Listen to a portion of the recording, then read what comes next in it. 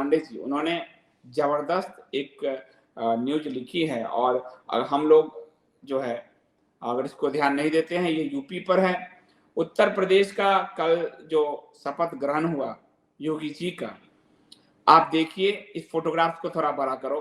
मैं हमेशा आपसे कहता रहा हूं कि बॉडी लैंग्वेज महत्वपूर्ण होता है राजनीति में। और अगर आप इसको देखेंगे तो योगी जी जो मुख्यमंत्री हैं, उनको आप इस देखिए कि सारे फ्रंट पे देख रहे हैं। योगी जी को कैसे धकेलने की कोशिश हुई है कि उनको बिल्कुल दूसरी तरफ देखा जा रहा है, यानी उनको दबा। ये जो ब्रजेश पाठक जिसको उप मुख्यमंत्री बनाया गया है, ब्रजेश पाठक कोई भाजपाई नहीं है। ब्रजेश पाठक पहले बसपा में और मायावती के बड़े करीबी थे। ब्रजेश पाठक पिछले योगी सरकार में भी मंत्री रहे हैं, लेकिन वो जो पिछले हमारे उप मुख्यमंत्री थे पिछली योगी सरकार में, उनका एक सॉफ्ट नेचर रहा है। ब्रजेश पाठक को ऐसा लगता है कि दबंगई के लिए ऊपर से दिल्ली से लाया गया है। और जिस तरह कल वो अपने ही मुख्यमंत्री को दबा रहे थे, धकेल रहे थे, धकिया रहे थे, योगी जी ने एक बार आंख तरेरा भी, आप वीडियो में देखेंगे, लेकिन वो लगातार योगी जी की हाइट थोड़ी कम है, धकेल रहे थे। राजनीति में इसका बड़ा महत्व है। आपको मैंने बताया था कि जब कोल्ड वॉर समाप्त हो रहा था, रोनाल्ड रीगन ने गोरबाचोव को अपना पेन दिया साइन करने के लिए, और पूरी दुनिया में ये मैसेज गया कि अमेरिका अपनी शर्तों पर रसिया को घुटने पर लाया, सिर्फ अपना पेन देने। आप समझ रहे हो, राजनीति में बॉडी लैंग्वेज बहुत कुछ कहता है। पूरी बॉडी लैंग्वेज पे बड़ी बड़ी किताबें हैं, पूरी CIA और जो है इसका पूरा एक अध्ययन सेंटर कैसे आपको प्रेशराइज करना है। तो जिस तरह से ब्रजेश पाठक ने अपने ही मुख्यमंत्री के साथ, इसलिए आप देखिए योगी जी का चेहरा देखिए, सामने की जगह किस तरफ है। ये NI की तस्वीर है, मेरी तस्वीर नहीं है। देखिए कि कैसे राज्यपाल, मुख्यमंत्री, प्रधानमंत्री, और इस तरह से यानी साफ है कि सत्ता में भी उनको उप मुख्यमंत्री बनाया गया ताकि योगी को धकियाए, योगी की बात ना माने, योगी पर निगरानी करे, इस तरह का बर्ताव। और जब आपको ऊपर से, जब तक किसी से आपको सह नहीं मिला हो, तब तक आप अपने मुख्यमंत्री को ऐसे क्यों नहीं धकिया के, और उनको खड़ा होने तक का जगह नहीं दिया गया। इसलिए योगी जी को जो है फ्रंट की जगह घूम कर ऐसे खड़ा होना पड़ा है।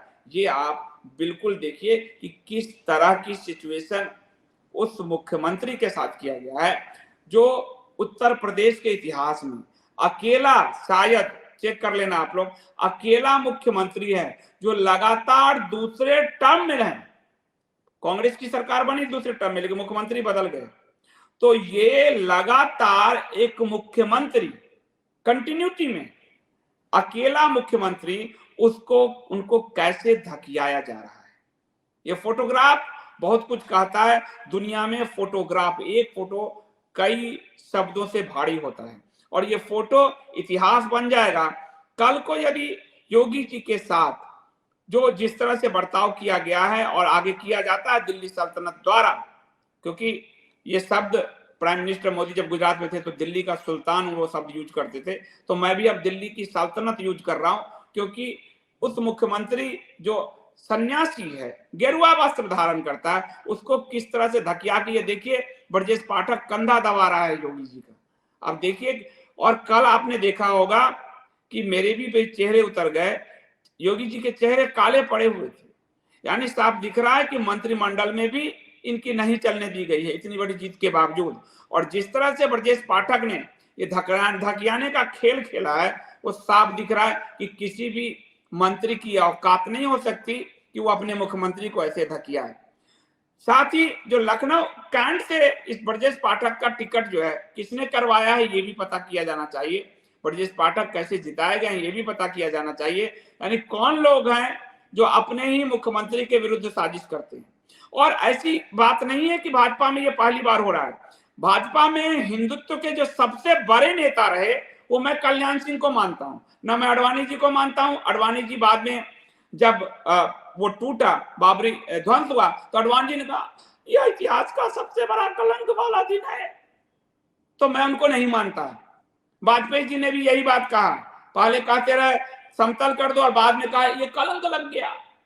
मोदी जी भी तब अयोध्या कभी नहीं गए, अयोध्या अब गए हैं, वो तब कभी नहीं गए। लेकिन कल्याण सिंह ने अपनी सरकार को दांव पर लगाकर और कहा कार सेवकों पे गोली नहीं चलवाऊंगा। उस कल्याण सिंह को बाहरी लोगों ने नहीं, भाजपा के अंदरूनी राजनीति ने मार दिया।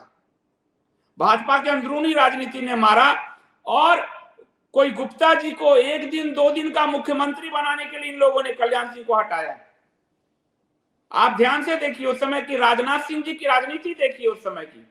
और इसीलिए भारतीय जनता पार्टी को 15-20 साल लग गए यूपी में दोबारा सत्ता आने में। ये किसी सपा बसपा की मजबूती, आज भी सपा बसपा मिलकर लड़ रहे थे, क्या कर लिया भाजपा का? कांग्रेस मिलकर लड़ रही थी, क्या कर लिया? लेकिन उस समय भारतीय जनता पार्टी के लोगों ने कल्याण सिंह को डैमेज किया। मुख्यमंत्री जब दोबारा बने उनको हटा के कोई गुप्ता जी को बैठा रहे, कोई इसको बैठा रहा है, फिर राजनाथ जी आ गए हैं। यानी इस तरह से भाजपा ने अपने पॉपुलर लीडर्स के साथ किया। आज ये तस्वीर आपको बहुत कुछ कहेगा कि लोग जहां सामने की तरफ है एक अपने मुख्यमंत्री को धकिया कर पीछे धकेलने के प्रयास है और मुख्यमंत्री बेचारा उस तरफ देख रहा है। ये फोटोग्राफ बहुत कुछ कहता है। अब मैं लखनऊ में ही रहने वाले दयानंद पांडे जो बहुत वरिष्ठ पत्रकार है, उन्होंने पोस्ट लिखा और मैंने उनसे अनुमति लेकर इसको इंडिया स्पीच डेली पर जगह दी है। अब उन्होंने जो लिखा वो आप देखिए। उन्होंने लिखा कि फिलहाल तो उत्तर प्रदेश की राजनीति में और बहुत पुराने जर्नलिस्ट हैं, मतलब हम लोग बच्चे हैं उनके सामने, बहुत पुराने जर्नलिस्ट हैं, मुझे आशीर्वाद देते हैं तो सोचो कितने पुराने जर्नलिस्ट हैं। तो उन्होंने लिखा लखनऊ की राजनीति पूरी पत्रकारिता जो है उनकी दिल्ली और लखनऊ की ही रही है। उन्होंने कहा कि ध्यान वो जो कह रहे हैं, फिलहाल तो उत्तर प्रदेश की सत्ता राजनीति में यूक्रेन और रूस जैसा घमासान है। अटल बिहारी वाजपेयी कहना स्टेडियम अखिलेश यादव का बनाया है और ये जो योगी का मंत्रिमंडल है वो नरेंद्र मोदी और अमित शाह का बनाया हुआ है। योगी मंत्रिमंडल का कुल हासिल यह है कि उनका बुलडोजर उन्हीं पे चला दिया गया है, यानी योगी जी का बुलडोजर उन्हीं पे चला दिया गया है, कुचल कर रख दिया गया है योगी को उनके ही बुलडोजर से। 10 मार्च को नतीजा आया, 15 दिन शपथ ग्रहण में लग गए। इस देरी से समझ आ गया कि योगी के हाथ पांव बांधने की एक्सरसाइज चल रही है। गड़बड़ कल से ही दिख रही थी। कल जब विधायक दल की बैठक लोक भवन में नेता चुनने के लिए हुई तभी योगी तनाव में दिखे। लगातार योगी के भाषण में वो भी जोश नहीं, औपचारिकता थी। हरदम ऊर्जा से भरे रहने वाले योगी कल से ही चेहरे पर थकान लिए घूम रहे थे और आज जब उनके 52 सहयोगियों ने शपथ ली, उन्होंने कल लिखा, उनके तनाव परत दर परत खुलते दिखे। और हद तो तब हो गई जब शपथ के बाद ग्रुप फोटो का सेशन हुआ। फिर से लिखा हो, बीच में मोदी के एक बगल राज्यपाल आनंदीबेन पटेल, दूसरी बगल योगी। यहां तक तो ठीक था, परंतु आनंदीबेन पटेल की बगल में केशव प्रसाद मौर्य पीछे से आकर एक अमर्यादित दूरी पर खड़े हो गए। आप देखिए, ये पीछे से केशव प्रसाद मौर्य बाहर से आए और वहां आके खड़े हो गए। उनका भी चेहरा आप देख लीजिए, यानी जबरदस्ती वाली बात आप देखेंगे। और केशव प्रसाद मौर्य, मैं उनका बहुत सम्मान करता हूं, वो भाजपा के कार्यकर्ताओं से जुड़े हुए नेता, ये मैंने देखा है। लेकिन जैसे वो चुनाव हारे और उनके पूरे इलाके में हारे, उनको उपमंत्री दिनेश शर्मा को नहीं रखा गया क्योंकि दिनेश शर्मा सॉफ्ट हो रहे थे, जिसके लिए दिनेश शर्मा को लाया गया था कि योगी पे, वो दिनेश शर्मा योगी जी के साथ मिलकर सरकार चलाने में मदद कर रहे थे जिनको। और चूंकि केशव लगातार योगी के खिलाफ बयानबाजी कर रहे थे, कोरोना काल में अपनी ही सरकार के खिलाफ बोल रहे थे, वो ये लोग उनको इसका इनाम दिया गया है, अपनी ही मुख्यमंत्री के खिलाफ बोलने का इनाम। कहा गया कि चुनाव बाद तय होगा कौन होगा मुख्यमंत्री, ये केशव का बयान था। ये तो बराबर। अब वो देखिए आनंदीबेन पटेल के पीछे से आगे किस तरह से जो ये लिख रहे हैं कि ये आनंदीबेन पटेल की बगल में केशव प्रसाद मौर्य पीछे से आकर एक मर्यादित दूरी पर खड़े हुए, लेकिन योगी की बगल में ब्रजेश पाठक जिस तरह से अशोभनीय ढंग से योगी को चाप कर खड़े हुए वो बहुत ही अमर्यादित था। केशव प्रसाद आए, एक फिर भी मर्यादा दिख रही है उनकी, लेकिन ब्रजेश पाठक अमर्यादित ढंग से अपने मुख्यमंत्री को देखिए किस तरह से दबा रहे हैं। यह आपको जो है, अब उन्होंने लिखा है कि यह देखकर निरहुआ का गाना याद आ गया, चलेला जब चाप के बाबा के बुलडोजर। ब्रजेश पाठक योगी के बगल में इस कदर चाप कर खड़े हुए कि भूल गए कि वह अपने कैप्टन के बगल में खड़े हैं, यानी मुख्यमंत्री को सम्मान तक नहीं दिया। इतना कि योगी अपना हाथ भी उठाकर हिला नहीं पा रहे थे, वो हाथ तक नहीं हिला पा रहे थे, तो दबा दिया था। ये बहुत बड़ा मैटर होता है। आपको ये मामूली बात लगेगा, राजनीति में बॉडी लैंग्वेज, यानी पहले दिन से उन पे हावी होने का प्रयास, आपको ये इस पूरे जो चित्र है उससे यही है कि पहले दिन से इनको हावी करने के लिए ऊपर से आश्रय मिला हुआ कि दबाओ, तो उन्होंने शारीरिक बल से दबाना चाहा, क्योंकि योगी जी की हाइट थोड़ी छोटी है, ये शारीरिक बल से बलिष्ठ है, तो दबाने का प्रयास किया। कब, और मैं दयानंद पांडे जी ज्यादा अनुभवी हैं, वो जो लिख रहे हैं वो मैं आपको बता रहा हूं। कम कद वाले योगी ने लंबे कद वाले ब्रजेश पाठक को बगल से सिर उठाकर 2 बार तरेर कर देखा कि ये किस तरह से धमका रहे हो, लेकिन इसको तो ऊपर से आदेश होगा, इसलिए वो अपने मुख्यमंत्री ने जो कहा तो भी, और हम और आप भी मर्यादित रूप से कोई अगर धक्का मुक्की तो हम पीछे हट जाते हैं, ये अपने मुख्यमंत्री के साथ किया। ये फोटोग्राफ इसका उदाहरण है। ब्रजेश पाठक को इस बात की बिल्कुल परवाह नहीं थी, जितनी बदतमीजी वो कर सकते थे, अभद्रता कर सकते थे, उन्होंने किया, भरपूर तरीके से किया। इस पर योगी का तमतमाया चेहरा देखकर मुझे तो एक बार लगा, दयानंद पांडे लिख रहे हैं, कि कहीं वो ब्रजेश पाठक को डपट कर चपट न मार दे, लेकिन योगी ऐसा कुछ करने की जगह अपने जगह पर संयत रहे। फिर अभद्र स्थिति से बचाव के लिए खुद मुड़कर खड़े हो गए। देखिए उन्होंने मुड़ के वो खड़े हो गए, 180 डिग्री से हटकर 90 डिग्री पर खड़े हो गए। आप खुद देख लीजिए इस फोटो में कि क्या कोई मुख्यमंत्री शपथ के बाद कहीं भी ऐसा ग्रुप फोटो आपने देखा कि मुख्यमंत्री को ही धकिया दिया गया हो? देश के किसी भी राज्य के मुख्यमंत्री को उसके ही शपथ ग्रहण के बाद धकिया के बाहर करने का प्रयास किया गया हो, आपने कहीं देखा? आज तक ये बात साफ साफ दिख रहा है। मोदी समेत सब लोग एक दिशा में देख रहे हैं और योगी अकेले दूसरी दिशा में। चेहरे पे हर्ष नहीं है, हताशा है, क्या पता आगे और भी चित्र देखने को मिले। आप देखें, जाहिर है ब्रजेश पाठक ने अपने आका लोगों की ताकत पर योगी को मुख्यमंत्री नहीं फिलर मान लिया है। मैंने कहा हर पत्रकार इसको जानता है बॉडी लैंग्वेज क्या होता है और राजनीति में, और जरूर आकाओं से सपोर्ट है, तभी वो सार्वजनिक मंच पर धकिया रहे अपने मुख्यमंत्री को। अब आप सोचो कि वो, यानी कि तुम्हारा मैं फैसले नहीं मानूंगा भविष्य में, हमको तो ऊपर से पैराशूट से भेजा गया है। और ये कोई भाजपा के संगठन के व्यक्ति नहीं है, ये बसपा में मायावती जी के करीबी रहे, उनको भाजपा उठा के लाई है और उनको योगी जी के सर पे उनको धकियाने के लिए बैठा दिया है। अब ब्रजेश पाठक के इतिहास समझ लिए, वो योगी जी के पुराने निंदक हैं। केशव प्रसाद मौर्य पहले से ही योगी को अपमानित करने में कोई कसर नहीं छोड़ते अभ्यस्त रहे हैं, जो दयानंद जी ने लिखा है। कुछ समय पहले जब भी कभी उनसे पूछा कि किसके नेतृत्व में चुनाव लड़ेंगे, तो वह या तो मोदी का नाम लेते या कमल के फूल के नेतृत्व में कहते, और हरदम माहौल बनाते कि योगी अब गए तब गए। योगी गए तो नहीं, पर प्रचंड बहुमत पाकर लौट आए। फिर क्या था, जिस बुलडोजर के नाम पर वह विजय हुए, वही बुलडोजर, अब ये दयानंद पांडे जी का लहजा मैं वही पढ़ रहा हूं, वही बुलडोजर मोदी और अमित शाह उन पर ही चढ़ा देंगे। मैं होता या कोई अन्य असामान्य आदमी होता तो ऐसे मंत्रिमंडल के साथ शपथ लेने की जगह शपथ से इनकार करता है, दयानंद पांडे जी ने लिखा, या अपने मन मुताबिक मंत्रिमंडल बनाता या सरकार से बाहर रहता। 2017 में योगी ने मुख्यमंत्री न बनने की स्थिति में बगावत का झंडा उठा लिया था। मैंने राजयोगी में लिखा तो मुझे गाली दे रहे थे मास्टर स्ट्रोकवादी। देखिए हमसे भी बड़े वरिष्ठ पत्रकार जो रिटायरमेंट की पे हैं लगभग, उन्होंने भी यही बात लिखा कि अगर योगी एक तरह से इन सबको ओवरलैप करके मुख्यमंत्री बने अपने पूर्वांचल के बल पे, इसलिए जो जिस पूर्वांचल से पिछली बार 46 सीट आया था, ऐसा टिकट वितरण किया योगी जी, जिनके टिकट कटवाना चाहते थे उनको दिया, जिनको लाना चाहते थे उनको नहीं दिया। इस बार 30 सीट आई है, यानी 16 सीट, पिछली बार 46, इस बार 30 सीट आई है पूर्वांचल से। ध्यान दीजिएगा, उस 46 सीट के कारण योगी, और 46 सीट ही नहीं, उस समय क्या जो अनुमान है और जो बातचीत हो रही थी, 130-31 विधायक योगी के पक्ष में खड़े हो गए थे, जिसके कारण इनको मुख्यमंत्री बनाना पड़ा, वरना ये तो किसी को बना चुके थे। लोग मंदिर के दर्शन भी करने चले गए थे जिनके नाम की घोषणा मीडिया में चल रही थी। लेकिन आज ये हुआ, तो वो लिख रहे हैं दयानंद पांडे, 2017 में योगी ने मुख्यमंत्री न बनने की स्थिति में बगावत का झंडा उठा लिया था। मोदी एंड कंपनी को झुकना पड़ा था।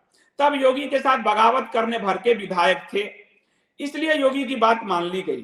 फिर जब बीते दिनों योगी को ताश के पत्ते की तरफ फेंकने की कोशिश हुई, तब भी योगी ने ताश की गड्डी में समाने से इनकार कर दिया कि नहीं, हम अपने हिसाब से चलेंगे। इस बार योगी के पास बगावत करने के लिए कुछ नहीं है, क्योंकि उनके ऐसे टिकट काटे गए, और जो योगी के विरोधी थे, जिनका योगी टिकट कटाना चाहते थे कि जनता में इनके प्रति रोष है, उन सबका दिया गया। इसलिए 46 से वो बन गया कितना, 30। 46 था पूर्वांचल में, इस बार हुआ 30। और मैंने आपने 7 चरण के विश्लेषण में आपको कहा था कि कहां कहां भाजपा डैमेज हुई है। याद रखिए, आप 6ठा 7वां चरण कहा था, सीट देख लीजिए एक एक। और इसलिए मैंने आपको बड़ा आकलन दिया। कई लोग कहते कैसे सटीक किया आपने कि मिनिमम 255 सीट तो आएगी, मैक्सिमम 290 जाएगी। 255 भाजपा को आई और मैक्सिमम सब मिला के 273-75 आई। तो मैं उस आधार पर आपको कह रहा हूं, क्योंकि मैं 2003 से चुनाव कवर करता हूं ग्राउंड पर जाकर। अब वो कह रहे दयानंद पांडे जी, क्योंकि इस बार टिकट बांटने में उनकी नहीं चली। अगर योगी के पास कुछ है तो वो नाथ संप्रदाय की ताकत है, गोरखनाथ का योग है और गोरख की ही शिक्षा है। वनडे मैच खेलने वाले योगी हार जीत और कुचक्र के फेर में नहीं पड़ते। योगी को अपने काम पर इतना भरोसा है कि अपनी निर्भीकता पर इतना भरोसा है कि यहां वहां बैठक करने में यकीन नहीं करते कि इसकी चापलूसी उसकी चापलूसी, बस वो बुलडोजर चलाते हैं, डायरेक्ट एक्शन। गोरखपुर में गोरखनाथ मंदिर में यह सब उन्होंने सीखा है। और दयानंद पांडे जी भी गोरखपुर से हैं, तो योगी को उस समय से भी जानते हैं वो, आप समझ लीजिए। लोग जानते हैं कि योगी आदित्यनाथ लोग जानते ही हैं कि योगी आदित्यनाथ गुरु गोरखनाथ के संप्रदाय से आते हैं। वह गोरख जो अपने गुरु मच्छेंद्र को भी उनके विचलन पर चेताते हुए कहते हैं, जाग मच्छिंदर गोरख आया। योगी अपने राजनीति में यही सूत्रपात करते हैं, अपने गुरु के रास्ते पे चलते हैं कि वो किसी से दबते नहीं। पर हाईकमान के नाम पर जो मंत्रिमंडल योगी को मिला है, उसमें योगी के मन के 2-4 लोग ही हैं। पूरे 52 में 2-4 लोग ही योगी के मन मुताबिक है, बाकी तो उनकी पसंद का तो एक भी नाम नहीं है। देखना दिलचस्प होगा कि ऐसे बेमन के मंत्रिमंडल से योगी कैसे शासन और प्रशासन साध पाते हैं। अभी तो योगी मंत्रिमंडल में प्रशासनिक सेवा के सिर्फ अरविंद शर्मा ही उत्तर प्रदेश के, यानी योगी के मंत्रिमंडल में प्रशासनिक सेवा वाले अरविंद शर्मा, जो मोदी जी के बड़े खास ब्यूरोक्रेट्स थे, जिनको इस्तीफा दिलाकर ब्यूरोक्रेसी से भाजपा में लाके उस समय योगी जी को कहा गया कि इनको उप मुख्यमंत्री या गृह मंत्रालय दिया जाए। योगी ने मना कर दिया, इस्तीफा दे दूंगा। तो अरविंद शर्मा नहीं बन पाए। 3 तारीख का डेट था, ढोल बाजा के साथ उस अरविंद शर्मा को इस बार मंत्री बना दिया गया है। क्यों? क्योंकि वो मोदी जी के खास ब्यूरोक्रेट्स हैं। तो वो लिख रहे हैं कि प्रशासनिक सेवा के सिर्फ अरविंद शर्मा ही नहीं, उत्तर प्रदेश के मुख्य सचिव दुर्गा प्रसाद मिश्र भी मोदी के सहयोगी रहे हैं। यानी मुख्य सचिव भी मोदी जी के, मंत्री भी मोदी जी के, योगी जी कैसे काम करेंगे, ये दयानंद पांडे जी लिख रहे हैं। तो रिटायर होने के एक दिन पहले ही मिश्रा को मुख्य सचिव बनाकर मोदी जी ने उत्तर प्रदेश का मुख्य सचिव बनाकर और साल भर का सेवा विस्तार दे दिया। साल भर का सेवा विस्तार दे दिया रिटायरमेंट से एक दिन पहले। सेवा विस्तार की कहानी सुन लीजिए। ये जो के वेणुगोपाल है 90 के बाद, जो 2G स्पेक्ट्रम में मोदी सरकार को चुनाव केस हरवाया है जब वो सीबीआई का था, ये के वेणुगोपाल जो प्रशांत भूषण को बचाने के लिए रात दिन एक कर दिया है। इन लोगों ने सपूरा जरगर को जमानत दिलाने के लिए रात दिन एक किया है। अजित भारती पर 2-2 बार मानहानि लगवा रहा है। उस के वेणुगोपाल का कार्यकाल विस्तार होता जा रहा है, 90 साल तक होता जा रहा है। तो इसी तरह जो मुख्य सचिव है उत्तर प्रदेश के दुर्गा प्रसाद मिश्र, उनको भी साल भर का सेवा विस्तार देके योगी जी के कसने के लिए लगा दिया गया। मतलब दयानंद पांडे कहते हैं मंत्रिमंडल ही नहीं, प्रशासन भी योगी की मनमर्जी का नहीं है। प्रशासन भी योगी की मर्जी का नहीं, मंत्रिमंडल भी नहीं, अकेले पड़े हैं योगी जी। ये दयानंद जी लिख रहे हैं। फिर उन्होंने उदाहरण दिया, क्योंकि ये यूपी को लगातार कवर किए, आप बहुत अनुभवी, जबरदस्त अनुभवी पत्रकार हैं। मुलायम सिंह यादव का पहला कार्यकाल याद आता है, अखिलेश यादव का कार्यकाल याद आता है। मुलायम सिंह यादव जब पहली बार मुख्यमंत्री बने थे तो बसपा के सहयोग से, तब काशीराम ने पीएल पुनिया को मुख्यमंत्री का सचिव बनवाकर अपना प्रतिनिधित्व कायम रखा था। मुलायम पर नकेल लगाकर कसी गई थी। पीएल पुनिया मुलायम के लिए कम, काशीराम और मायावती के लिए ज्यादा काम करते थे। इसी तरह जब अखिलेश यादव मुख्यमंत्री बने तो मुलायम ने अखिलेश पर नकेल कसने के लिए, क्योंकि आपने देखा होगा बाप बेटे में शाहजहां औरंगजेब की लड़ाई चली थी, तो मुलायम ने अखिलेश पर नकेल कसने के लिए अखिलेश के सचिव अनीता सिंह को बनवाया था। अनीता सिंह मुलायम के लिए काम करती थी, अखिलेश के लिए नहीं। अखिलेश को तो अनुभव भी नहीं था। अब मोदी लगातार योगी के लिए यही सब कर रहे हैं, निरंतर। कभी कभी इस तरह इंदिरा गांधी भी अपने मुख्यमंत्रियों को इसी तरह नकेल डाले रहती थी। नौकरशाही और मंत्रिमंडल मुख्यमंत्री के मन मुताबिक नहीं, अपने मन मुताबिक रखती थी। एक नहीं अनेक किस्से हैं, दयानंद जी ने लिखा है। तो अभी मंत्रियों के विभाग बंटवारे और फिर अफसरों के तबादले में भी योगी की कितनी चलती है, देखना दिलचस्प होगा। अफसरों के तबादले में अभी तक एक नाम सुनील बंसल का अक्सर लिया जाता है, दयानंद जी ने लिखा है। सो अभी तो योगी को चारों तरफ से केकरों से घेर दिया गया है। यानी अफसर के तबादले में भी सुनील बंसल का नाम लखनऊ के फिजाओं में तैरता रहता है। तबादले भी योगी जी नहीं कर सकते मुख्यमंत्रियों के, सुनते जाइए। इन केकड़ों के भरोसे अगर मोदी 2024 में उत्तर प्रदेश में 70-75 सीट जीतने का सपना देखे हुए हैं तो अभी यह सपना टूटा हुआ ही समझिए। हाँ, योगी के हिस्से अभी भी शहरों के नाम बदलने और बुलडोजर चलाने का काम शेष है। जाग मच्छिंदर गोरख आया, सूत्र भी साथ है उनके साथ। कौन कितना फलदायी साबित होगा, पुराना फोटो फिर से दिखाओ। यह आने वाला समय बताएगा कि कौन रूस है और कौन यूक्रेन। फिलहाल तो उत्तर प्रदेश की सत्ता राजनीति में यूक्रेन और रूस जैसा ही घमासान दिखा रही है। परमाणु संपन्नता की परवाह किसी को नहीं है, इसलिए कि योगी मंत्रिमंडल का कुल हासिल यही है कि उनका बुलडोजर उन्हीं पर चला दिया गया है। ये तस्वीर गवाह है, 1000 शब्दों से भी बड़ा एक तस्वीर की गवाही होती है।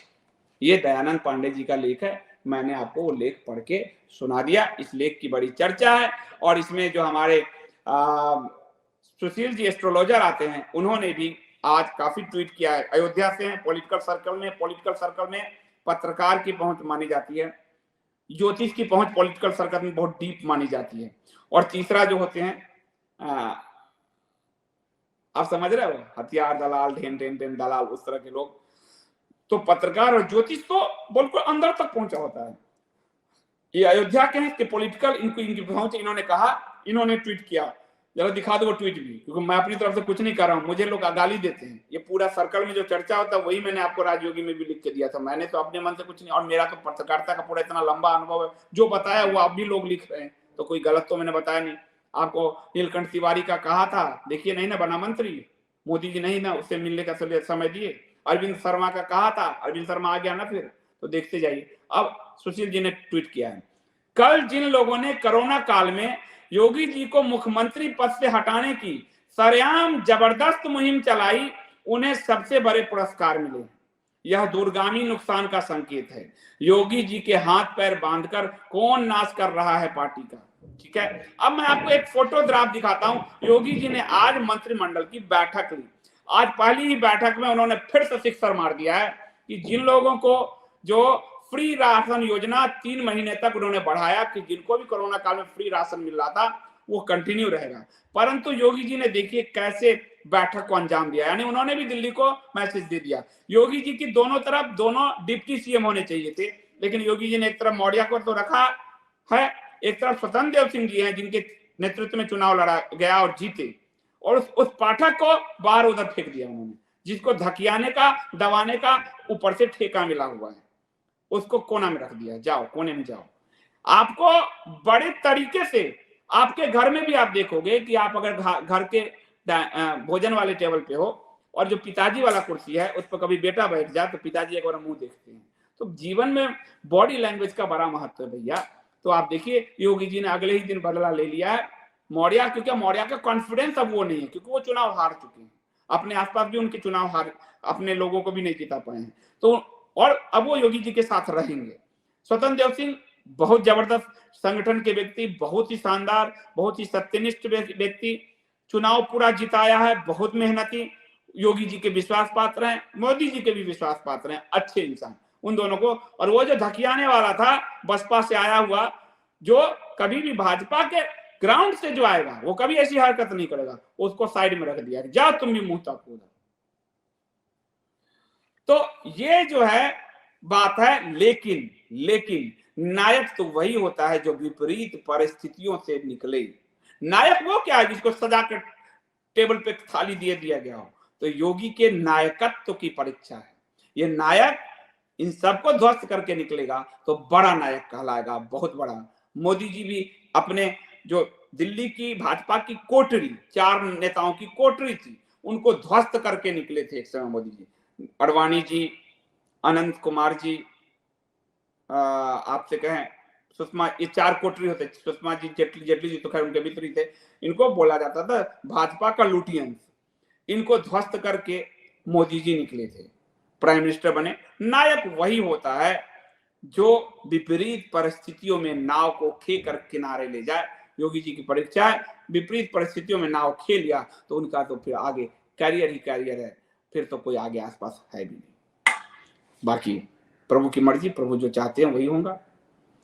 और इसमें एक बात और भी है कि ये भी आज पॉलिटिकल सर्कल में ये चर्चा है कि राजनाथ सिंह जी ने योगी जी को गच्चा दिया। और ये जो पाठक है, इनको राजनाथ सिंह जी का व्यक्ति कहा जाता है। कहा गया कि ये लखनऊ कैंट से टिकट दिलाने आदि सब में, और सबसे बड़ी बात है कि कल्याण सिंह को भी धराशायी करने में राजनाथ सिंह का ही नाम आया था। ये किसी से छुपी हुई बात नहीं है। तो योगी जी को देखना पड़ेगा, अपने आसपास देखते रहिए। और इसे वो चौकन्ना है, वो तो साधु आदमी, सन्यासी आदमी है, और हठयोगी सन्यासी है, लठ गारने वाला सन्यासी है। तो कहना क्या है, यह पत्रकार, ये विश्लेषण है जो आपको मैंने बता दिया। राजीव शाह जी बहुत बहुत धन्यवाद। कहना Sanjeev ji, hats off you to your analysis, no one can match your analysis. बहुत धन्यवाद। मैं कल बोलना चाह रहा था लेकिन नहीं बोला था। मुझे दयानंद पांडे जी के लेख से सपोर्ट मिल गया, बल मिल गया। अपने बिरादरी के सीनियर से अगर बल मिल जाता है तो बहुत बहुत मिलता है, वरना गाली बहुत पड़ती है अपनी बिरादरी में भी। और बाकी तो लुटियंस और मास्टर स्ट्रोकवादी तो हैं ही। तो दयानंद पांडे जी बहुत सीनियर पत्रकार हैं, उनका मैं बहुत सम्मान करता हूँ, आदर करता हूँ, प्रणाम करता हूँ। उनके इस लेख से मुझे बहुत बल मिला कि जब एक वरिष्ठ बोल सकते हैं तो हम क्यों नहीं बोलें। और कल सुशील जी ने आपको संकेत भी दिया था, तो बॉडी लैंग्वेज तो हमने वहां देख ही लिया था, वीडियो भी देख ही लिया था। मैंने सोचा था नहीं बोलूंगा, छोड़ो यार, सब गाली देता है। और एक पुरानी कहावत है, ज्यादा गाली भी नहीं सुनना चाहिए, लेकिन फिर मुझे पत्रकारिता जो है खींच लाती है, तो क्या करूं। पत्रकारिता बड़ा विवश कर देती है सच बोलने को, इसका कोई उपाय नहीं है। कोई ऐसा, मैं सोचता हूँ गोविंदा का एक फिल्म था कि वो झूठ बोलने वाला, वही कहानी कि अगर सच ना बोलने का कोई वो आता होगा, फार्मूला आता होगा, गोली आता होगा, तो आप लोग बता देना मुझे। वो बड़ा डैमेज करता है, मेरा कैरियर सबको डैमेज किया हुआ उसने। लेकिन बोलना पड़ता है क्योंकि यही पत्रकारिता है, और हम प्रभु के चरणों में जवाब दें, किसी व्यक्ति के लिए नहीं है। गौरांग जी कह रहे हैं, संदीप जी नमस्कार, आपका विश्लेषण अति सुंदर, जानकारी लग रहा है, बीजेपी के चरित्र का नंगा किया जा रहा है, मजा आ रहा है, आप ही ऐसे एकमात्र पत्रकार हैं, धन्यवाद। नहीं, दयानंद पांडे जी हैं भी हैं। निधि जी कह रही हैं, एक बात और है संदीप जी, अच्छे पत्तों से तो हर कोई जीत लेता, बहुत सुंदर बात है। खराब पत्तों से जो बेस्ट रिजल्ट दे वही है खिलाड़ी, खिलाड़ियों का खिलाड़ी। तो योगी तो बेस्ट है ही, उसमें कोई शक नहीं है, बिल्कुल है, वो लड़ेंगे और वो निकलेंगे। मोदी भी निकले थे, हमने मोदी जी की तारीफ इतनी की, अडवाणी उनके पूरे, आपने देखा अडवाणी जी फूफा की तरह जाके नाराज होकर गए थे। आज अडवाणी जी का जो जिसको सलाहकार बना रखा था सुधींद्र कुलकर्णी का, वो पाकिस्तान की भाषा बोलता है नहीं बोलता है, उसी ने अडवाणी जी को जाके वो जिन्ना के मजार पर खड़ा कर दिया था। तो भाजपा में ऐसे ऐसे लोग भरे पड़े थे, तो कोई एक्सपोज करता था तभी उन सबसे छुटकारा मिला ना। तो पत्रकारिता करते रहिए, उसको मत डायलूट होने दीजिए। राजीव शाह कह रहे हैं, राजीव शाह जी, योगी जी इतनी साजिश के बाद भी जीत गए, अब उनका फाइट बीजेपी की पॉलिटिक्स से होगा, अब असली राजनीति होगा। वो नाथ पंथ से तो उनकी हिम्मत पे तो कोई बिल्कुल डाउट ही नहीं है, वो तो लठ नाथ पंथ। जब मैं योगी जी का बायोग्राफी लिख रहा था और जब वो मुख्यमंत्री बने थे तो 21 शिष्य को उन्होंने दीक्षा दिया, और शिष्य को क्या, ये कान जो है ना, ये छेद नहीं होता, ये पूरा मांस काट दिया जाता है, ऐसे काट दिया जाता है। राजयोगी में है, मैं अब वो कंप्लीट करके आपको दूंगा, दूंगा तो सब कहानी भी आएगी। मैं इसलिए प्रतीक्षा कराता हूँ कि वो सारी कहानी आपको दूंगा। मैं आपको केवल गुडी गुडी नहीं देता हूँ, मैं आपको सारे पहलू देता हूँ, और आपको आश्चर्य लगेगा। मतलब आपको आश्चर्य लगेगा, और इसीलिए शायद मैंने अपने घर में कहा कि अब मैं नहीं करूंगा। जितने जीवित व्यक्ति का मैंने बायोग्राफी लिखा है, सबसे मेरे रिश्ते खराब हो गए, जबकि जो बायोग्राफर होता है उसके रिश्ते उससे और अच्छे होते हैं। मेरे खराब हो गए क्योंकि मैंने कई ऐसे सच लिखे जो वो नहीं चाहते थे, और फिर मेरे रिश्ते खराब हो गए। आज के समय में सबसे ज्यादा पॉलिटिकल बायोग्राफी मैंने लिखी है, मोटा मोटा आप देखोगे, गिनोगे मेरी तो आपको 5-6 बायोग्राफी मिलेगी, पर मेरे रिश्ते सबसे खराब हो गए। इसलिए अब मैं हाथ जोड़ता हूं, किसी जीवित व्यक्ति का बायोग्राफी नहीं लिखूंगा, क्योंकि निश्चित तौर पे मैं एज ए लेखक लिख रहा हूं, और वो चाहते हैं सब गुडी गुडी हो। कोई जीवन में कोई व्यक्ति ही ऐसा नहीं है जिसके जीवन में सब अच्छा ही अच्छा हो, ऐसा नहीं होता जी। कुछ ना कुछ बुरा होता है, उस बुरे पक्ष को भी उभारा जाता है, तभी मानव होता है, लेकिन लोग चाहते हैं ना। इसलिए मुझे सबसे रिश्ते खराब हो गए, इसलिए मैं अब जीवित व्यक्तियों की बायोग्राफी नहीं लिखने जा रहा भविष्य में, क्योंकि रिश्ते खराब हो जाते हैं। मेरे रिश्ते सबसे खराब हो जाते हैं, या तो मैं ही खराब हूं या फिर मेरे रिश्ते सबसे खराब हो जाते हैं, मैं कुछ नहीं कर सकता अपना। मिताद्रु मुखर्जी जी धन्यवाद करें। गुरु जी, तेंदुलकर भी छोटे कद के थे परंतु बड़े गेंदबाज हो। हाँ हाँ, छोटे कद के लोग बड़े धुरंधर होते हैं, ये बात तो है। योगी जी भी राजनीति के तेंदुलकर हैं, उन्होंने एक बार कई अंदरूनी और बाहरी शत्रुओं को धूल चटाई है, अगली बार भी चटाएंगे, भले वो मोदी जी हैं। देखिए ये राजनीति का चरित्र है, इसको बुरा अच्छा से हम नहीं मानते हैं। हर कोई अपनी सत्ता को बचाना चाहता है। ये देश आप जानते हैं कि यहाँ तो पिता को बंधक बनाया, औरंगजेब ने अपने पिता को बंधक बनाया, अजात शत्रु ने अपने पिता को मारा, और अखिलेश यादव ने मुलायम को। तो सत्ता तो ऐसा है, मोदी जी ने अपने ही गुरु आडवाणी जी को साइड किया। ये सत्ता ऐसा है जी, सत्ता का चरित्र है, उसको आप नकार नहीं सकते, यही सत्य है। सारा कुमारी जी कहें, अब 2 साल बचे हैं केंद्र में चुनाव के, सभी राष्ट्रवादी को योगी जी के पक्ष में लॉबिंग शुरू कर देनी चाहिए, अभी माहौल बनेगा।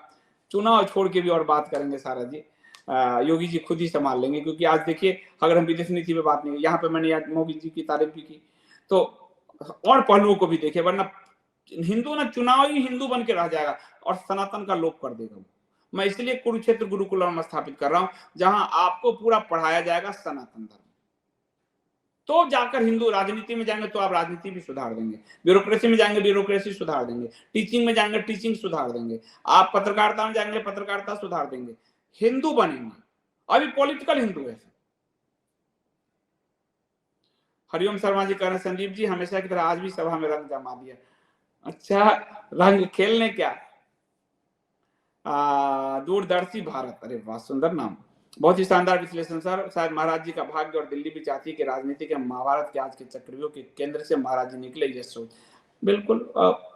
देखिए परीक्षा होती है, हो सकता है कि वो लोग परीक्षा ले रहे हैं कि कैसे तुम चक्रव्यूह तोड़ते हो, तो अच्छी बात है, संघर्ष कदम कदम पे है। बिल्कुल रोनिका, अच्छा रोनिका डक जी बहुत दिनों बाद आप आए हैं, आप थे नहीं बहुत दिनों से, क्या बात है, तबीयत ठीक थी आपकी? मैं अपने सारे पाठक दर्शकों को नाम से जानता हूं, जो नाम आपने यहाँ रखा है। अनीता जी बहुत धन्यवाद आपका, आप भी बहुत दिनों बाद दिखी हैं। अच्छे लोगों को हमेशा परीक्षा देनी पड़ती है, बिल्कुल सही बात है, होनी भी चाहिए, तभी तो कुंदन बनते हैं, तब कर ही सोना जो है आभूषण का रूप लेता है। सरोज जी कहना, आपका सटीक विश्लेषण दिल की गहराइयों और दिमाग को झकझोर के रख देता है। धन्यवाद सरोज जी, आप लोगों का स्नेह है ये। संजय शर्मा जी कह रहे हैं, सुपर एनालिसिस सर, कुछ फ्रेंड मेरे मोदी भक्त हैं, सो आपका वीडियो शेयर किया है, उनका दिमाग दिखाने आगे की मोदी कोई हिंदूवादी ने, योगी जी की फ्यूचर है हिंदुत्व का। योगी का फ्यूचर, योगी से आगे फिर हेमंत, बहुत सारे लोग आने हैं, एक बार हिंदू की राजनीति होने दीजिए ना, सब हिंदू ही हिंदू होगा। जय श्री राम। आज बड़े बड़े लोग कह रहे हैं कि हम जनेऊ पहनेंगे, कोर्ट पर जनेऊ पहनेंगे।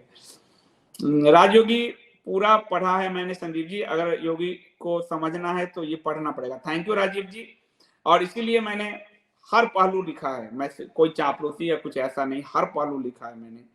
और राजयोगी जो लोग पढ़ेंगे उनको वास्तव में योगी समझ में आएंगे, नाथ पंथ समझ में आएगा। बिना नाथ पंथ समझे आप योगी नहीं समझ सकते। जो लिखा ना दयानंद जी ने कि नाथ पंथ वो है जहां अपने गुरु को भी शिष्य ने कहा कि जाग जाओ, बहुत हो चुकी, बहुत सो लिए तुम, जाग जाओ, शिष्य ने गुरु से कहा। तो ये उस परंपरा से आते हैं, और बड़ी कठिनाई की, जब कान काटा जाता है 20-21 दिन बुखार होता है, मिट्टी के इतने बड़े कुंडल लटका दिए जाते हैं और बड़ी कठोर साधना है।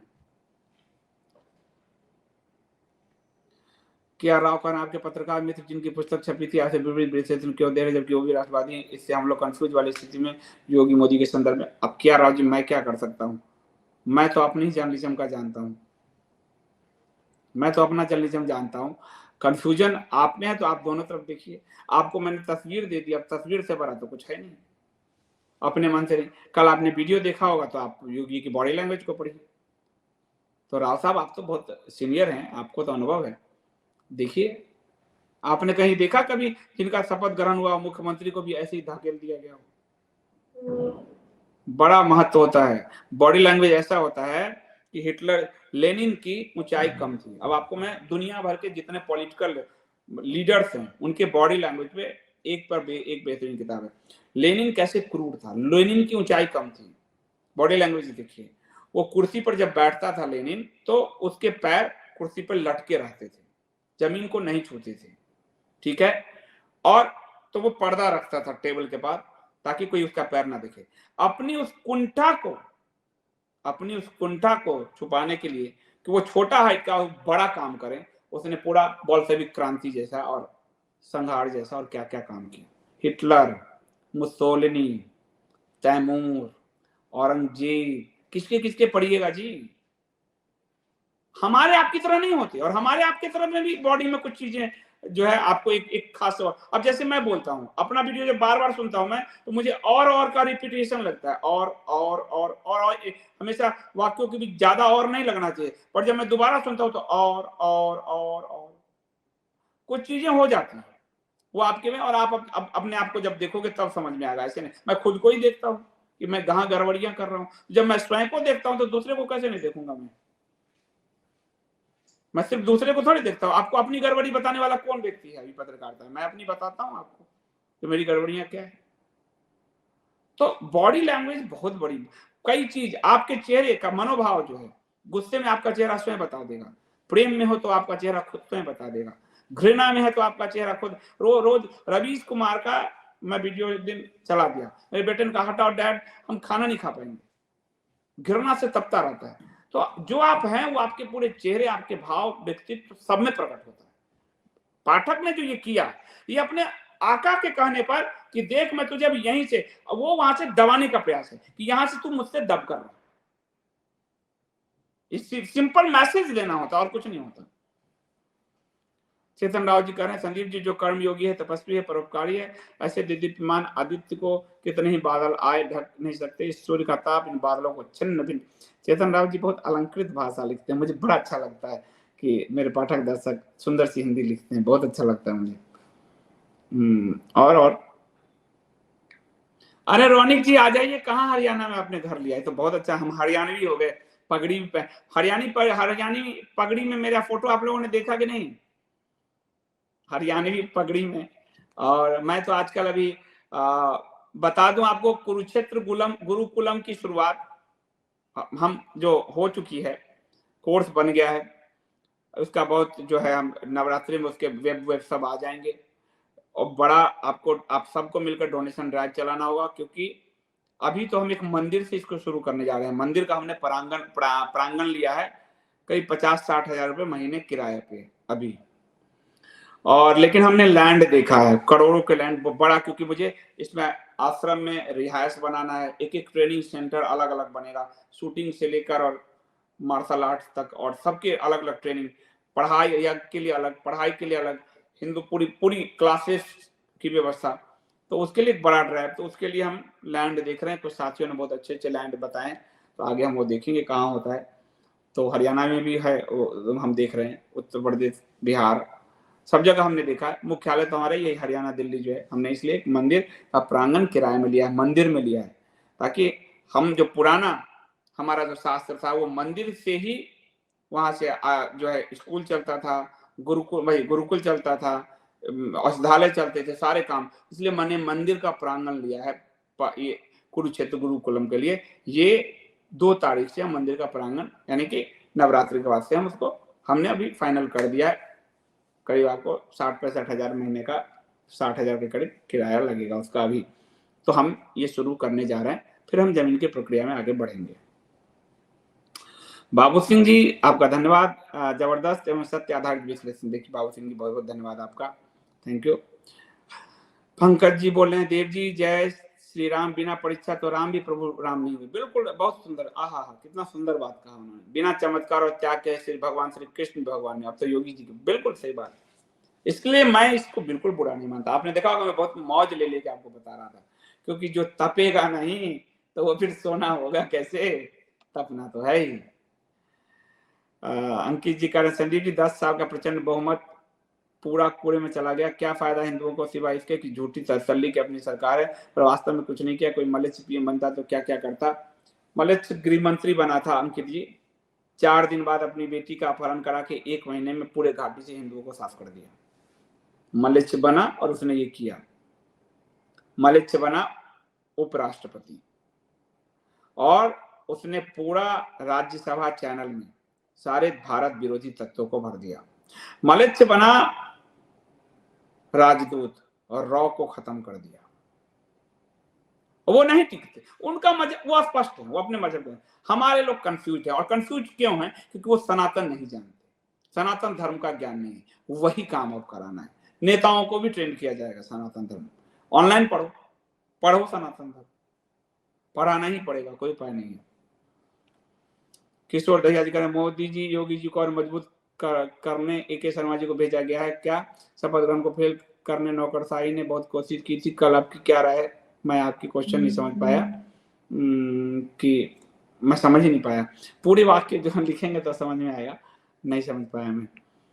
मेघा पांडे जी कह रहे, संदीप जी आपको सुनते हुए 2 वर्ष अधिक हो गया और सुनते सुनते अब तो हम भी घटनाओं को समझ। देखिए वाह मेघा पांडे जी, आपने बहुत ही सुंदर का, एक तो आप ट्वीट से आई हैं, आप अपना एड्रेस, आपने ये इतनी अच्छी बात कही मुझे कि आपको सुनते सुनते अब यानी हमारे पाठक दर्शक उस चेतना के स्तर में आ गए कि वो खुद ही सब समझ रहे हैं।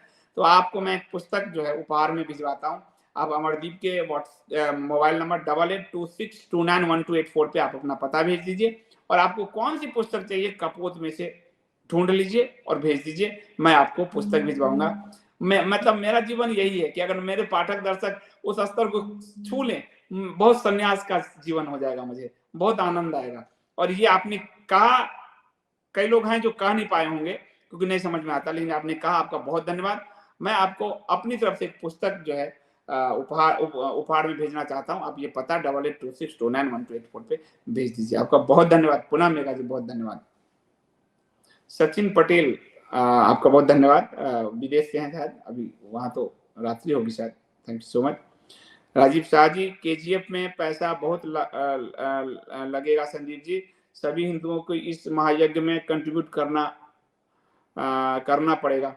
राजीव जी मैं तो, मेरे पास तो कुछ नहीं है अभी भी, मैंने किराए 50-60 हजार के किराए पे लिया है। मैं ये सब्सक्रिप्शन जो लोग दे रहे हैं उसी से अभी चलाने का प्रयास करूंगा। लेकिन अगर मेरे पास नहीं होगा तो मेरा क्या है, मैं तो, समाज साथ गति करेगा तो चीजें चलेगी। समाज अगर गति नहीं करना चाहना तो मैं क्या कर सकता हूँ? मेरा कोई बिजनेस प्रकल्प नहीं है कि मैं उसके लिए बहुत बेचैन हो जाऊं। समाज आएगा, क्योंकि अभी आप मान के चलो लैंड से लेके बनाने तक 10 करोड़ से ऊपर का खर्चा है उसमें। लैंड ही 2-3 करोड़ का होगा, लैंड मिलता कहाँ है? तो 10 करोड़ का खर्चा है। अब उसके लिए हम डोनेशन ड्राइव चलाएंगे और वो जब होगा तो उसको, इसलिए, लेकिन लोग ये ना कहे कि आपने अभी, पहले आप शुरू कर लेते, इसलिए मैंने अपने उस पे एक मंदिर भी किराए पर ले लिया है ताकि यहां से काम आरंभ हो जाए।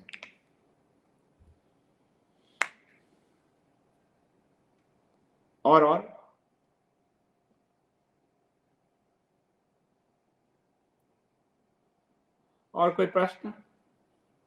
ओम प्रकाश बागड़ी जी धन्यवाद। क्या मोदी जी क्या लिख रहे हैं, क्या मोदी जी अमित शाह जी से मैं बाबा जी से पंगा ले सकते हैं? 24 का चुनाव सामने है, पब्लिक पहले ही मोदी जी से नाराज है और बाबा जी को नाराज कर तो शायद परिणाम कुछ और। ये पॉलिटिक्स का ये नहीं सोचा जाता हूं प्रकाश जी। राजनीति में हमेशा होता है कि मैं हूं तब तुम हो, मैं अगर बना सकता हूं तो बिगाड़ सकता हूं। ये राजनीति में ऐसे चलता है और इसीलिए तो कांग्रेस चली गई। कभी को मैं लगता था, इंदिरा गांधी सबको बदलती रहती थी, क्या हो गया? पूरा यूपी साफ, बिहार साफ, कांग्रेस ही साफ हो गई।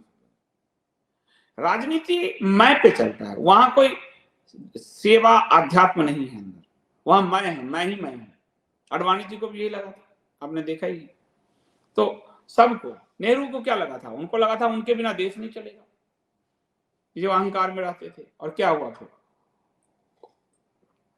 सबसे प्रिय कम्युनिस्टों से धोखा खाया, सबसे प्रिय चाइना से धोखा खाया। तो राजनीति माया का शिकार है, तो इसलिए ये कोई नहीं सोचता है। फिर 2 साल बाद होगा चीजों को, लेकिन अभी तो टफ।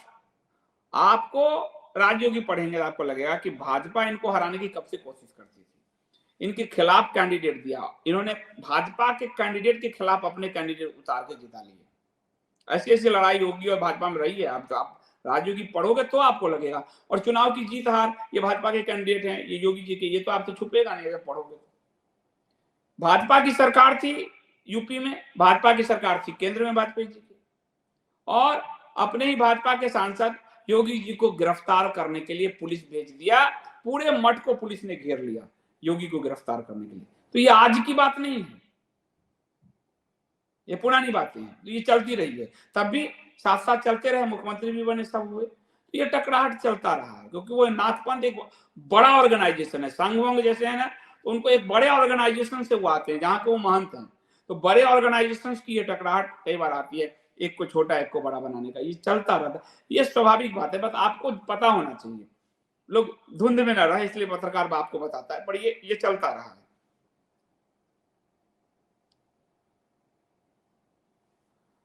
चेतन राव जी का, संदीप जी सामूहिक विष्णु सहस्त्र नाम स्मरण करते समय 3 से 4 सेकंड में इच नाम का उच्चारण होगा। इच नाम, तभी हम 1 घंटे के अंतराल में समापन कर पाएंगे।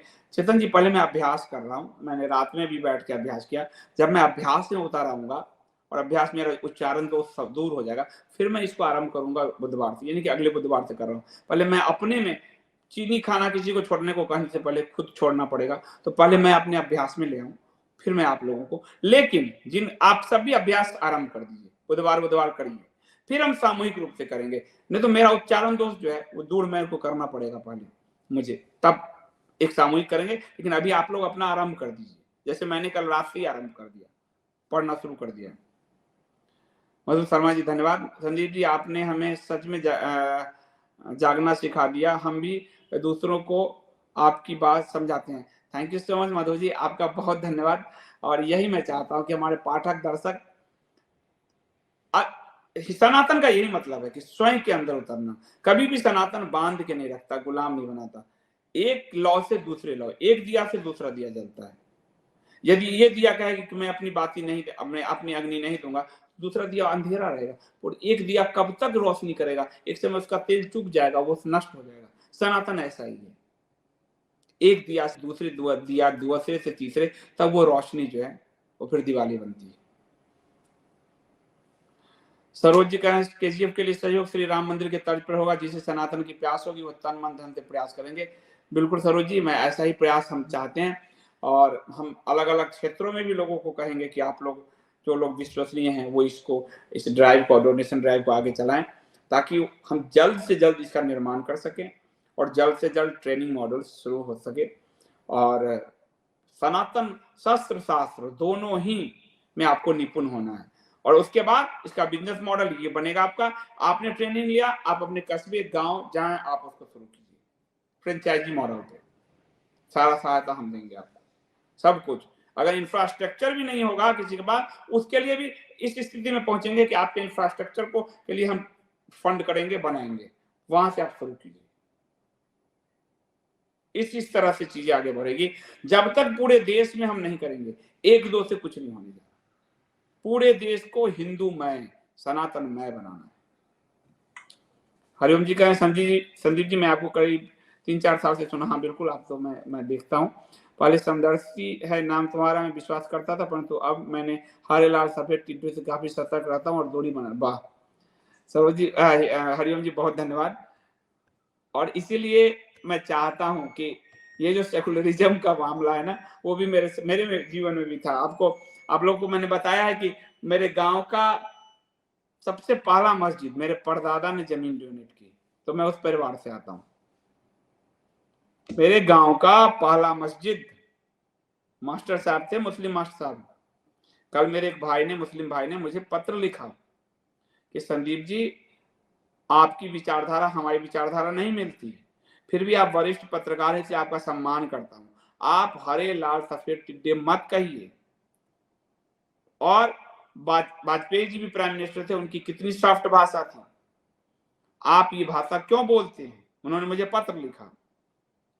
मैंने कहा आपने वाजपेयी जी का उदाहरण दे दिया, आपने कम्युनिस्टों का और इस्लामिस्टों के उदाहरण नहीं दिया कि वो अपने दुश्मनों के लिए कैसी भाषा बोलते थे, किस तरह का उच्चारण करते थे। सुभाष चंद्र बोस को तोजो का कुत्ता कहा जाता था, आप उनका उदाहरण नहीं दे पा रहे। और मैं उस परिवार से आया हूं जिस परिवार के जमीन के कारण मस्जिद है गांव में, इसलिए मैं मुस्लिम विरोधी नहीं हूं, मैं तुष्टीकरण विरोधी हूं, मुस्लिम तुष्टीकरण विरोधी हूं। मैं चाहता हूं संविधान के आधार पर सबके साथ समानता का व्यवहार हो। और ये क्या कि हिंदुओं को के लिए एक योजना नहीं और आपके लिए 43 योजना है, और तब भी आप ये नहीं समझ पा रहे, और उसमें जो है कई बार भारत विरोधी नारों के साथ खड़े हो जाते हो, भारत विरोधी पार्टियों के साथ खड़े हो जाते हो। तो मैं जो हरा लाल सफेद कहता हूं वो कट्टरपंथियों के लिए कहता हूं, तीनों धाराओं के, मॉडरेट के लिए नहीं कहता।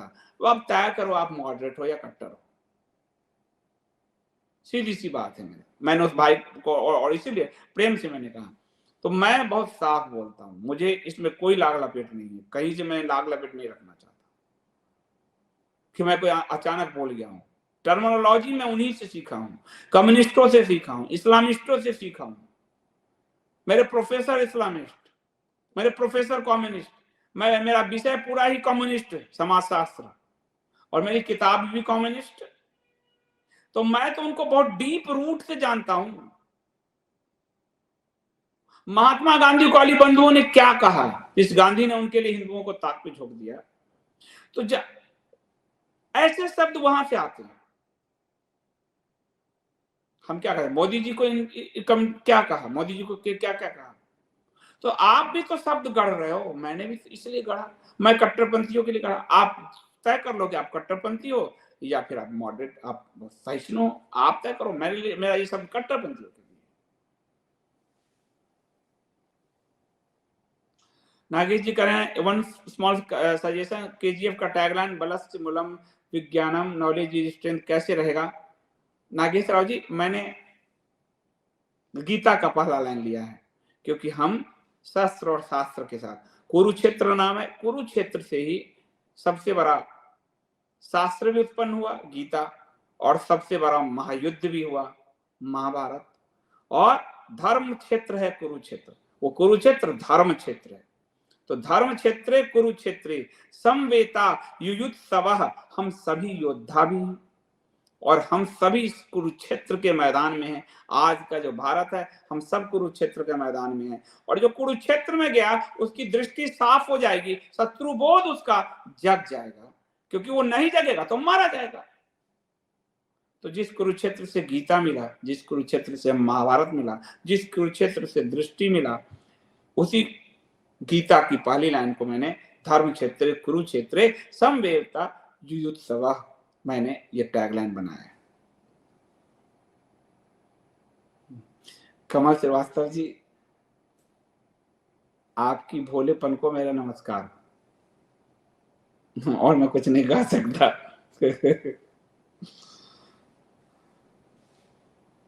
नीलम जी सही कह रही हैं कि एक दिया से 100 दिया जलाने का प्रयास चलता रहेगा, और जब एक पहला बुझेगा तो दूसरा जल चुका होगा, दूसरा बुझेगा वो तीसरा जल चुका होगा, तीसरा बुझेगा चौथा जल चुका। सनातन ऐसे तो चला, पूरी ऋषियों की परंपरा है। एक गए दूसरा आया, दूसरा गया तीसरा, तीसरा चौथा, मिटने नहीं दिया। हरे टिड्डों का कोई और नाम सोचा आपने निधि जी? शास्त्र ने मलेच्छ कहा है, तो मुझे मलेच्छ नाम सूट करता है, क्योंकि उसमें लिखा उसके अर्थ है दो। पहला कि वो गंदे रहते थे, इसलिए मलेच्छ शब्द है उनके लिए। यवन उवन सबके लिए मलेच्छ शब्द कॉमन शब्द है। तो वो गंदे रहते थे, मल से आच्छादित। दूसरा कि वो वेद निंदक थे। तीसरा वो यज्ञ निंदक थे, इसलिए मलेच्छ। तो मलेच्छ शब्द ऐसे नहीं आया हमारे पुराने शास्त्रों में, आपको यवन काल से, जब तो इस्लाम पैदा उदा भी नहीं हुआ था, तब से मलेच्छ शब्द है। तो इसलिए ये शब्द आया था कि मलेच्छ जो है वो यज्ञ निंदक, वेद निंदक और गंदेपन से आच्छादित है मलेच्छ।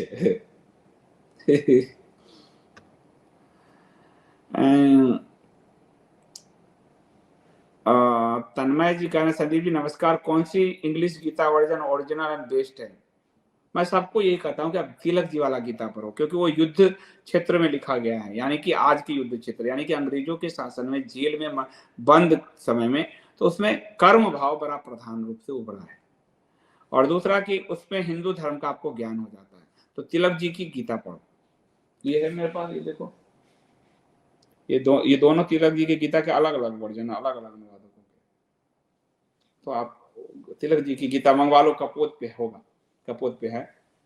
सुनील कुमार जी धन्यवाद संदीप जी, उत्तम एवं विश्लेषण, उत्तम विश्लेषण। कुछ चीजें हमने सोची नहीं कि अंदर ही अंदर ये हो रहा है।